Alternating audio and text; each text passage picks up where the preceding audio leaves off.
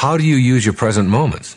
See, anytime you use up your present moment, or anytime that you are thinking anxious thoughts, you're denying the present. You're using up the present moment instead of using it up in a productive, peaceful, serene, calm way. You are somehow believing that you can't get through this day or this moment any other way, that if I don't think about it and worry about it and be anxious about it.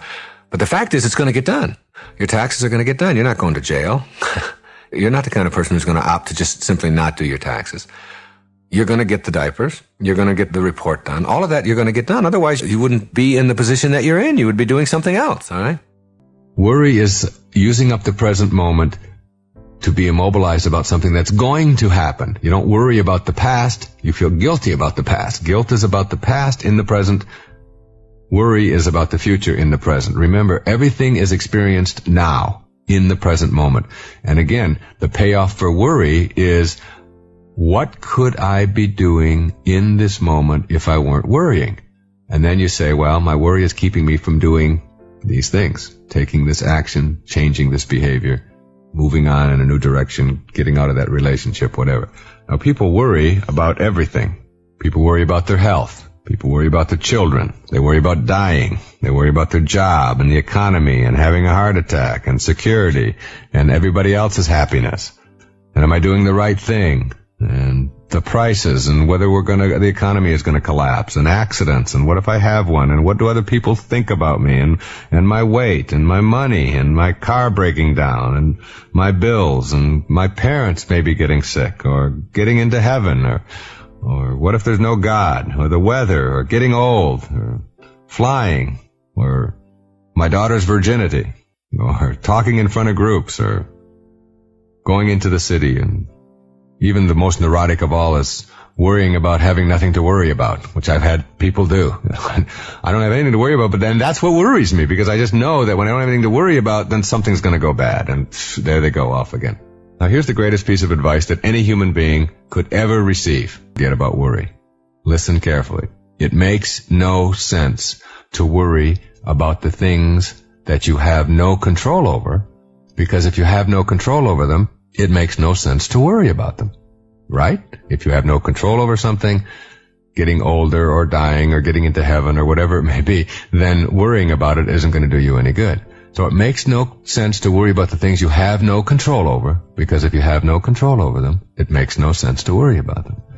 And it makes no sense to worry about the things that you do have control over, because if you've got control over them, it makes no sense to worry about them. And there goes everything you could ever worry about in your life. If you don't have control, you relax and you flow and you let it go. You just let it go. Worrying about something you have no control over makes absolutely no sense. And if you do have control over it, then take control. Whatever it is that you want to do, if you're afraid of flying in an airplane, you have control over that. There are trains available, there are cars available, there are courses and ways to go about learning how to eliminate your fear of flying, and so on. So you can either do something about it, or you can choose not to do something about it. And either way, it isn't going to make any difference in your life if you choose to worry. It just doesn't help anything. So once you learn that, you can begin to assess this whole business of why you would choose guilt or worry in your life. And again, you look back over and over and over again at it, and you dissect it, and you tear it all apart, and you go to your analyst, and you spend 1,000 years in therapy, and you find out that everything that you experience in your life, you experience in the present moment, the working unit of your life, and you experience it in the now for a reason. If you choose guilt, or if you choose worry, you cannot be active and creative and fulfilled and changing and doing all kinds of good and exciting things for yourself in your life now if you are occupying your now with worry and guilt. And if you think that worry is something that you just inherited, or it's something that your parents passed on to you, and it's something that you just can't do anything about, begin to practice. Do things like, I always tell people, just worry. Just sit there. I used to tell my patients over and over again, just sit there and worry. Show me what you're doing when you're worrying. And you begin to see how silly it is. It's just a mental exercise that is all caught up in this silliness And all the things that you ever worry about. There's a wonderful old saying that says, I'm an old man and I've had many troubles, most of which have never happened.